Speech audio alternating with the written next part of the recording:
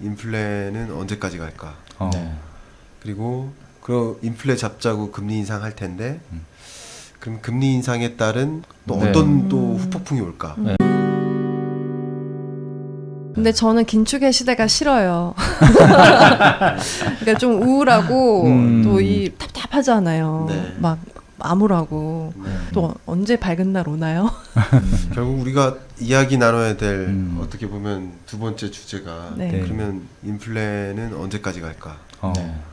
그리고 그 인플레 잡자고 금리 인상할 텐데 그럼 금리 인상에 따른 또 부산물 뭘까? 또 네. 어떤 또 후폭풍이 올까? 네. 우리의 영향은 어떤 예. 걸까? 그리고 어떻게 되는 뭐 이런 얘기를 좀 나눌 네. 필요는 있을 것 같아요. 네. 그리고, 그리고- 또 그렇게 되면 뭐 새로운 기회도 네. 생길 수 있을까요? 맞아요. 그렇죠. 그런 거 그러니까 좋을까? 지금 아까 네. 좀 불안하다, 좀 아니면 좀 안 좋다 이렇게 하시는데 네, 네. 결국은 이제 뭔가는 오르고 뭔가는 떨어지거든요. 항상. 그런 그렇죠? 것도 있나요? 그렇죠. 뭔가는 오, 오르고 뭔가는 야. 떨어지잖아요. 어. 근데 어떻게 보면 죄송하게도 대표님은 그 떨어지는 무언가를 갖고 있었던 거죠. 그러니까 불안한 뿐이죠. 죄송해요. 네. 그리고 제가 실제 제가 가장 저기 추천했었던 지지난 해 했었던 20년에서 21년 2021년 전망을 한번 하셨던 책. 맞는지만 볼게요. 제가 여기 한번 읽어봐요. 네. 그러니까 그 문장만 그냥 딱. 원유 선물 ETF 투자를 시도하는 것도 적절할 수 있겠다. 그 이유는 쭉 있죠. 네. 그러니까 네. 원유사시라고 했던 거죠. 그때. 예, 20년부터는 네. 원유사시라고 말씀드렸던 거고. 정말 보시면 네. 근데 여기 한번 읽어보죠. 돈의 이동이 시작되었다. 이른바 머니 무브다. 수도꼭지를 마음껏 풀었다가 이제 조금씩 잠그고 있다. 완화의 시대에서 긴축의 시대로 옮겨가는 것이다. 네, 그래서 제가 뭐라고 했냐면 여기가 중요한 얘기입니다. 21년. 2021년 상반기까지는 공격적 투자가 유리했을지 모르지만 2021년 하반기 이후부터는 지키는 투자가 필요하다. 그렇죠. 그래서 여기 명확한 말 뭐를 늘려라? 현금 보유 비중을 늘려 나갈 필요가 생겼다. 그렇죠? 왜 이 책 우리 안 본 거야? 네. 죄송해요. 그러니까 어떻게 보면 그 20년, 21년 주식 투자에서 성공 만약에 하셨다면 네.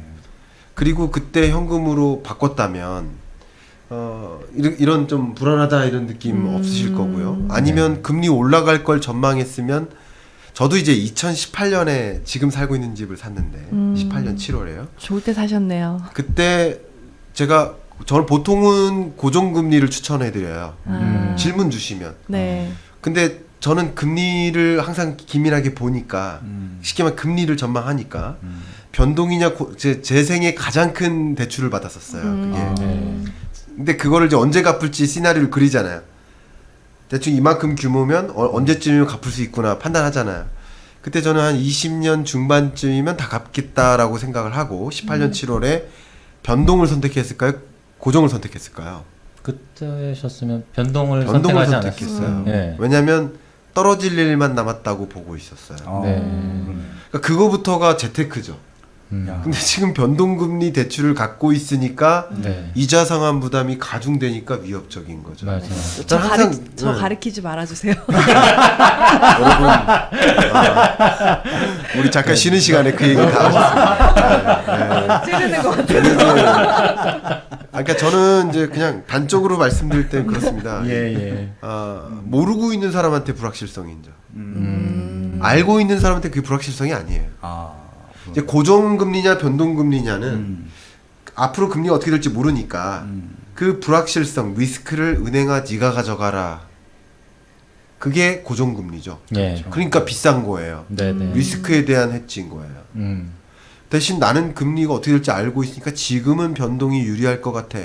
알고 움직인 사람한테는 그게 위험한 게 아닌 거죠.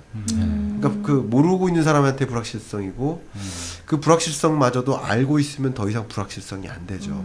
그러니까 이런 시대적 변화를 딱 규명하고 그 변화의 관점에 걸맞게 뭔가를 조정해 나가는 의사결정을 하신다면 그렇게 22년 하반기가 불안하지 않을 것이다. 저는 그렇게도 생각합니다. 그냥 상황에 따라 리밸런싱을 하면 될 뿐이구나. 네. 정확하십니다. 리밸런싱 하는 거죠. 그게 핵심이죠. 결국 어떤 형태로 내 총 자산을 갖고 있을까의 문제죠. 실물 자산으로 갖고 있을 거냐, 금융 자산으로 갖고 있을 거냐. 네. 뭐 그런 식으로. 뭐 금융자산 중에서는 주식으로 들고 있을 거냐, 아니면 저축으로 들고 있을 거냐, 어떤 형태로 들고 있을 거냐의 문제인 거지. 그 돈을 줄일 필요는 없잖아요. 그러니까 돈이 돈을 버는 구조라는 말이 그런 거죠. 네. 올라갈 자산을 들고 있는 게 그게 재테크인 거죠. 근데 정말 이 재테크에 대한 고민을 할 때 지난 편에도 말씀드렸지만 왜 금리의 방향은 가늠하지 않고 주식 전망, 부동산 전망만 관심이 있을까? 그래서 그런 의견인 거예요. 그럼 정말 인플레이션 이 현상이 언제까지일까? 근데 그것을 판단하는 뭐 여러 가지 경로들이 있습니다. 물가 상승률을 전망하는 게 한국은행에서 전망하잖아요. 전망하는 그 경로가 몇 가지가 있는데 거기서 주된 경로가 크게 두 가지인데요. 하나가 여전히 심리입니다. 심리. 한번 질문 드려보면 지금. 22년 하반기에 하반기에 고물가가 계속 될 것 같으세요? 아니면 하반기까지는 고물가일 것 같아요? 오케이. 네. 혹시 어떠세요? 괜찮습니다. 이거. 네, 저도 그래. 이거는 누구 전문가적 질문이 아니라 여러분 한 명 한 명의 그 가게로서 질문 드리는 예. 어떨 것 같아요? 긴축의 시대를 읽은 저로서는 물가는 올라갑니다. 올라갈 것 같아요. 그러니까 어쨌든 고물가 시대는 계속될 거라고 생각하시잖아요. 네네. 네. 그걸 이제 기대 인플레이션이라고 하고 기대 인플레이션율이라는 통계가 발표가 됩니다. 네. 근데 그 값이 최고치예요. 그러니까 이제 전문 기관들이 연구 기관들이 발표하는 물가 상승 전망치가 아니라 경제 주체들이 그렇게 인식하고 있다고 상황을. 그러면 그렇게 갑니다. 그렇게 갈 수밖에 없는 게 김밥 가게 할머니가 앞으로 햄 가격 오를 것 같고 단무지 가격 오를 것 같고 김 가격도 오를 것 같아요. 그럼 김밥 가격을 메뉴판에 적어서 붙여야 되는데 메뉴판 가격을 1년에 여러 번 바꾸진 않잖아요. 한두 번 바꿀까 말까 하지 않겠습니까? 그렇죠. 그렇단 얘기는 앞으로 물가가 상승할지 여부를 반영해서 메뉴판 가격을 결정짓지 않겠어요? 그러겠죠. 그러니까 물가가 상승할 거라는 그 보통의 기대가 형성되면 그걸 메뉴판 가격에 적용시켜요. 네. 물론 적용시켜서 안 팔리면 어떡하지 하는 그런 압박감도 있지만 예. 어쨌든 이 물가 상승이 반영된 소비자 가격인 거예요. 자, 그렇게 말씀드리고 싶은 건데요. 이렇게 기대 인플레이션이 그렇게 작용합니다. 그 기업에서도 마찬가지예요. 임금 협상하잖아요. 그러면 노와 사가 양쪽 측이 이제 대립구도를 갖고 있겠죠. 근데 우리는 인건비 올려달라. 근데 그것의 주된 근거가 뭐예요? 물가 상승률이에요. 네. 물가 상승률만큼은 임금을 올려줘야 된다. 네. 물가가 4.5% 오르면 임금도 4.5%는 올라줘야 우리 된다. 이렇게 주장을 해요. 근데 그렇게 주장을 하는 게 굉장히 논리적이죠. 근데 기업 입장에서는 이게 소득일지 몰라도 기업 입장에서는 인건비니까 예. 첨예하게 갈리는 거죠. 근데 인건비 비용이 늘어나는 만큼 가격에 반영하고 쉽겠죠. 그러니까 앞으로 임금 협상이 자주 있는 일이 아니잖아요. 그러니까 임금 협상 뭐 그런 것들이 반영되어서 가격 상승을 부추깁니다. 심리적으로 이래요. 그리고 심리뿐만 아니라 실물 경제 관점에서도 컨셉이 이거죠. 금리가 올라간다. 그럼 저축을 늘리고 싶으세요? 줄이고 싶으세요? 늘리고 싶죠. 저축을 늘리고 싶죠. 네. 네. 이미부터 그런 외국인 투자자들은 저축을 향해 간 거예요. 그럼 저축이 는다는 얘기는 이제 경제학에서는 바꿔 얘기하면 현재 소비를 줄이고 미래 소비를 늘린다. 이 뜻이에요. 저축의 의미가 예. 미래 소비를 위해서 현재 소비를 희생한다. 뭐 이런 개념이에요. 그러니까 이런 것들이 경제 충격이 진작되겠죠. 네. 그런 관점에서 어떻게 보면 기업도 마찬가지예요. 기업도 그런 관점에서 실물 경제를 해석할 필요가 있는데 그러다 보면 결국 경기가 다시 한번 꺼집니다.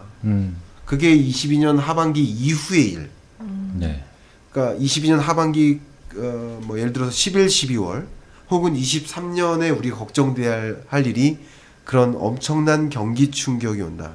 경기 침체가 온다. 이거죠. 이게 가장 좀 지금 현재로서는 이 고물가가 장기화되다 보니까 그것이 주는 또 경기 충격. 네.